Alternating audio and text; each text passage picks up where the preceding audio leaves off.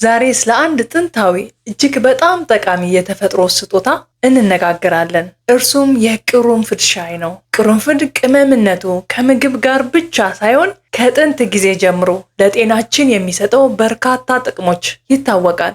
ሰላም ውድ የሀበሻ ኬር ቤተሰቦች እንዴት ናችሁ?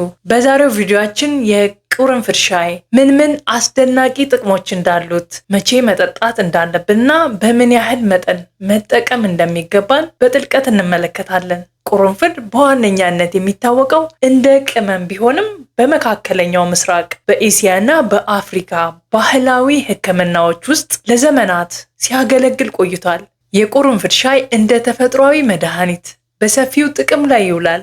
ዛሬ ስለ ቅርንፉድ ሻይ የምንማረው ብዙ ነው። የቅርንፉድ ሻይ ከሚያስገኛቸው በርካታ ጥቅሞች መካከል ጥቂቶቹን እንመልከት። በአስፈላጊ ንጥረ ነገሮች የበለጸገ ነው። እንደ ማንጋኔዝ እና ቫይታሚን ኬ ያሉ ለሰውነት አስፈላጊ የሆኑ ንጥረ ነገሮችን በውስጡ ይዟል። ከፍተኛ መጠን ያለው አንቲ ኦክሲዳንት አሉት። በሰውነት ውስጥ ያሉ ጎጂ ፍሪ ራዲካልስን በመዋጋት የሴል ጉዳትን ይከላከላል። የቅርንፉድ ሻይ አንዳንድ የካንሰር አይነቶች የመከላከል አቅም አለው። የእጢዎች እድገት የሚገቱ ውህዶችን ይዟል። የደም ስኳር መጠንን ይቆጣጠራል። የኢንሱሊን ምርትን በመጨመር የደም ስኳር እንዳይጨምር ይረዳል። በሰውነት ውስጥ ያለውን እብጠት ይቀንሳል። ጸረ ብግነት ባህሪያት አሉት። የምግብ መፈጨትን በማሻሻል ክብደትን ለመቀነስ ይረዳል። ለቆዳ ጤንነት ጠቃሚ ነው። አንቲሴፕቲክ ባህሪያት ስላሉት ቆዳን ከባክቴሪያ ይጠብቃል። የአጥንትን ጥንካሬና ጥግግትን በማሳደግ የአጥንትን ጤና ያበረታታል። በአንቲሴፕቲክ ባህሪያቱ የቆዳ ኢንፌክሽኖችን ለማከም ሊረዳ ይችላል። የጥርስና የድድ ህመምን ለማስታገስ ይረዳል። እንደ ማደንዘዣ ሆኖ ያገለግላል። የሳይነስ ህመምን ለማከም ይረዳል። እነዚህ ዋና ዋናዎቹ ናቸው። አሁን ወደ እያንዳንዱ ጥቅም በጥልቀት እንግባና ምን ያህል ጠቃሚ እንደሆነ እንመልከት። በአስፈላጊ ንጥረ ነገሮች የበለጸገ ነው። የቅርንፉድ ሻይ የፋይበር፣ የቫይታሚኖችና የማዕድናት ምንጭ ሲሆን እነዚህም ለሰውነታችን አስፈላጊ የሆኑ በርካታ ንጥረ ነገሮችን ይሰጣል። በአማካይ 2 ግራም ወይንም 2 የሻይ ማንኪያ ቅርንፉድ 6 ካሎሪ፣ 1 ግራም ካርቦሃይድሬት፣ 1 ግራም ፋይበር፣ 55% የቀን የማንጋኒዝ ፍላጎታችንንና 2% የቀን የቫይታሚን ኬ ፍላጎት ይሰጠናል። ማንጋኒዝ የአጥንት ጤናን ጨምሮ ለበርካታ የሰውነት ተግባራት ወሳኝ ሲሆን፣ ቫይታሚን ኬ ደግሞ ለደም መርጋትና ለአጥንት ሜታቦሊዝም አስፈላጊ ነው። ስለዚህ የቅርንፉድ ሻይ እነዚህን ጠቃሚ ንጥረ ነገሮች በቀላሉ እንድናገኝ ይረዳናል። ከፍተኛ መጠን ያላቸው አንቲ ኦክሲዳንቶች አሉት። የቅርንፉድ ሻይ በአንቲ ኦክሲዳንት የበለጸገ ነው።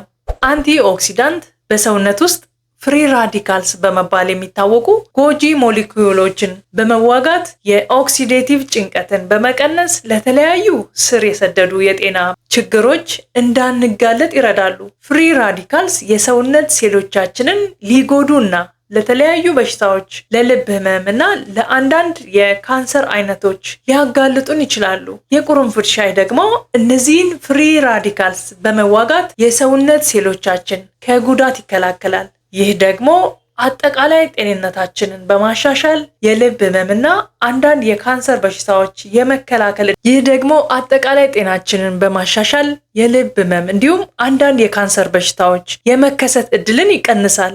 የቅርንፉድ ሻይ ለካንሰር መከላከያነት የሚያገለግሉ አንዳንድ ውህዶች ይዟል። እነዚህ ውህዶች የእጢዎችን እድገት ለማስቆም እና በካንሰር ሴሎች ውስጥ የሴል ሞትን ለማበረታታት ይረዳሉ። እነዚህ ጸረ ካንሰር ባህሪያት በቅርንፉድ ውስጥ ከሚገኘው ዩጄኖል ከሚባለው ውህድ የመነጩ እንደሆኑ ይታመናል። ይህ በእርግጥ ተስፋ ሰጪ ቢሆንም የካንሰር ህክምና በሚመለከት ሁልጊዜ የህክምና ባለሙያ ማማከር አስፈላጊ መሆኑን መዘንጋት የለብንም። ቅርንፉድ የደም ስኳር መጠንን ይቆጣጠራል። ኢንሱሊን የደም ስኳር መጠን ዝቅ ለማድረግ ስኳርን ከደም ወደ ሴሎች የሚያጓጉዝ ሆርሞን ነው። ስለዚህ የደም ስኳር መጠንን በአግባቡ ለመቆጣጠር ኢንሱሊን በአግባቡ መስራቱ ወሳኝ ነው። የቅርንፉድ ሻይ በተፈጥሮ የኢንሱሊን ምርትን በመጨመር ኢንሱሊን የሚያመርቱ ህዋሳቶች ተግባር በማሻሻል ስኳር ከደማችን ወደ ሴሎች ውስጥ እንዲገባ በማድረግ የደም ስኳር መጠንን በመጠኑ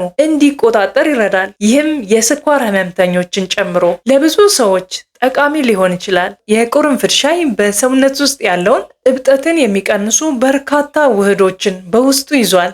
በተለይ ዩጄኖል በቁርንፍድ ሻይ ውስጥ ያለውን ጸረ ብግነት ባህሪ ውጤታማ የሚያደርግ ቁልፍ ውህድ ነው። ይህ ከላይ እብጠት ይቀንሳል፣ ጸረ ካንሰር ባህሪያት ጋር የተያያዘ ቢሆንም ሌሎች በሽታዎችን ለመከላከልም ይረዳል።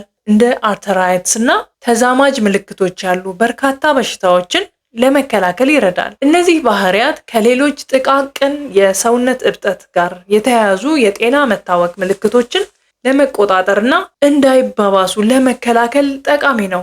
ቁርንፍድ የምግብ መፈጨትን በማሻሻል ክብደትን ለመቀነስ ይረዳል። ከምግብ በፊት ሲወሰድ የቁርንፍድ ሻይ የምራቅ ምርትን በማነቃቃትና የደም ዝውውርን በማሻሻል የምግብ መፈጨትን ያግዛል። ይህ ደግሞ ክብደት ለመቀነስ ትልቅ ጠቀሜታ ይሰጣል። በእርግጥም ብዙ ቅመሞች አጠቃላይ የሜታቦሊዝም ሂደትን በማፋጠን እና የምግብ መፈጨትን በማገዝ ይታወቃሉ። የቁርንፍድ ሻይ በመጠጣት የሜታቦሊዝም ፍጥነትን ለማሳካት ቀላል መንገድ ሲሆን በዚህም ክብደትን የመቀነስ ፍላጎቶን ለመደገፍ ይረዳል። የቁርንፍድ ሻይ ለቆዳ ጤንነት ጠቃሚ ነው። ቁርንፍድ በአንቲሴፕቲክ ባህሪያት የተሞላ ነው። አንቲሴፕቲክ የቆዳ ጸረ ተባይ መድኃኒቶች በመባልም ይታወቃሉ። ይህ ደግሞ የተለመዱ የቆዳ ችግሮችን ለማከም እና ከሰውነት ውስጥ መርዛማ ንጥረ ነገሮችን ለማስወገድ ከፍተኛ ጠቀሜታ ይሰጣል። የቁርንፍድ ሻይ ኦክሲዴቲቭ ጭንቀትን ለመቀነስ ስለሚረዳ የእርጅና ምልክቶችን እንደ ቆዳ መጨማደድ ወይንም መሸብሸብ፣ በዕድሜ የሚመጡ ጥቁር ነጠብጣቦችን የመሳሰሉ የቆዳ ችግሮች እንዳይፈጠሩ ሊያዘገይ ይችላል። ከዚህ በተጨማሪ የቁርንፍድ ሻይ ጭንቀትን የሚቀንስ መረጋጋትና ዘና የሚያደርግ ጣዕም አለው። የቁርንፍድ ሻይ የአጥንትን ጥንካሬና ጥግግትን በማሳደግ የአጥንትን ጤና ያሻሽላል። በቁርንፍድ ሻይ ውስጥ የሚገኙ አንዳንድ ውህዶች የአጥንትን ክብደት፣ ጥግግትን ወይንም ዴንሲቲ ሊደግፉ ይችላሉ። ይህ ደግሞ የአጥንት መሰበር አደጋን ለመቀነስ ይረዳል። በአንድ የሻይ ማንኪያ ወይንም 2 ግራም የተፈጨ ቁርንፍድ ውስጥ 30% የቀን ማንጋኔዝ ፍላጎትን፣ ይህ ደግሞ ለአጥንት ምስረታ እና ጥንካሬ እጅግ በጣም አስፈላጊ ማዕድን ነው። በሻይ ውስጥ የሚገኘው ቁርንፍድ አንቲሴፕቲክ ባህሪያት ስላለው የቆዳ ፒኤች አለመመጣጠን እንደ ብጉር ያሉ የቆዳ ችግሮችን ለማከም ሊረዳ ይችላል። እንዲሁም ከሰውነት ውስጥ መርዛማ ንጥረ ነገሮችን ለማስወገድ ይረዳል። የቁርንፍድ ሻይ የኦክሲዴቲቭ ጭንቀትን ለመቀነስም ሊረዳ ይችላል። ይህ ደግሞ መጨማደድን፣ ቡግርንና የዕድሜ ነጠብጣቦችን መታየት በማዘግየት ረገድ ይረዳል። የቁርንፍድ ሻይ የጥርስና የድድ ህመምን ለማስታገስ ይረዳል። የቁርንፍድ ሻይ ጸረ ብግነት ውህዶችን ይዟል። አፎን በዚህ ሻይ ሲጉመጠመጡ ከቀላል የጥርስ ህመም እስከ እብጠት ወይም የታመመ ድድ እፎይታ ለማግኘት ይረዳል። በጥርሶቻችንና በድድ ዙሪያ ያሉ ባክቴሪያዎችን በማስወገድ የጥርስ ችግሮችን ይከላከላል። የቁርንፍድ ሻይ የደረትና የሳይነስ ህመምን ለማስታገስ ይረዳል። የዩጄኖል መኖር በደረት ውስጥ ያለውን መጨናነቅና የሳይነስ ህመምን ለማስታገስ ይረዳል። ከዚህ በተጨማሪ በቁርንፍድ ሻይ ውስጥ የሚገኙት ቫይታሚን ኢ እና ቫይታሚን ኬ የባክቴሪያ ኢንፌክሽኖችን ለመዋጋት ወይንም ለመከላከል ሊረዱ እንዲሁም ቀለል ያሉ ትኩሳቶችን ለማከም ሊያገለግሉ ይችላሉ። የቁርንፍድ ሻይ መቼ መጠጣት አለብን? በምን ያህል መጠን የሚለውን እንመልከት።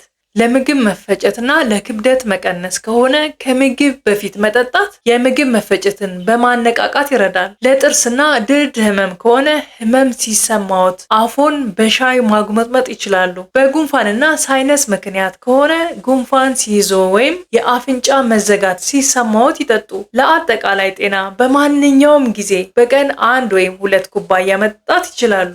ነገር ግን የተሻለ ውጤት ለማግኘት የቁርንፍድን ሻይ በማታ ቢጠጡት የተሻለ ነው።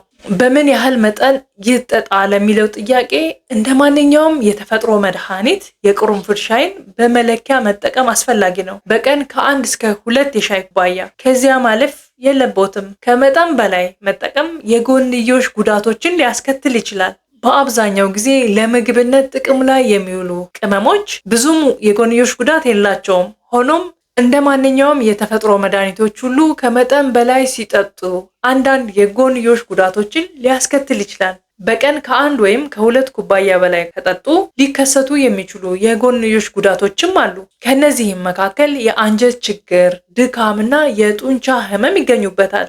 እርጉዝ ወይንም የሚያጠቡ ከሆነ የቅርንፉድ ሻይ ሲወስዱ ከፍተኛ ጥንቃቄ ማድረግ አለባችሁ። በቅመማ ቅመም የተሰሩ ሻዮች በአጠቃላይ ለእርግዝናው ጎጂ ሊሆኑ ይችላሉ። የማቅለሽለሽ ወይንም የማስታወክ ስሜት ካጋጠሙት ወዲያውኑ መጠቀሙን ያቁሙ። የትንፋሽ ማጠር፣ ትኩሳት ወይንም ብርድ ማለት ካጋጠሙት ወዲያውኑ ወደ ሕክምና ተቋም ይሄዱ። ውድ የሀበሻ ኬር ቤተሰቦች፣ የቅርንፉድ ሻይ አስደናቂ የተፈጥሮ ጥቅሞች ያሉት ቢሆንም በአግባቡ ስንጠቀም ለጤናችን ትልቅ አስተዋጽኦ ያደርጋል። ነገር ግን ሁልጊዜ በመጠኑ መጠቀምና የጤና ችግር ካለብዎ የህክምና ባለሙያ ማማከሮን አይርሱ። ይህ ቪዲዮ ለትምህርት አገልግሎት ብቻ የቀረበ እንጂ የህክምና ምክር ሊሆን እንደማይችል ልብ ይበሉ። ስለ ቅርንፉድ ሻይ ተጨማሪ መረጃ እንዳገኛችሁ ተስፋ አድርጋለሁ። ቪዲዮውን ከወደዳችሁት ላይክ ማድረግ፣ ለሌሎች እንዲደርስ ሼር ማድረግና ቻናላችንን ሰብስክራይብ ማድረግ አትርሱ። አስተያየታችሁን ኮሜንት ላይ አስቀምጡልን። በሚቀጥለው ቪዲዮ እስከምንገናኝ ጤናማ ሆናችሁ ቆዩን።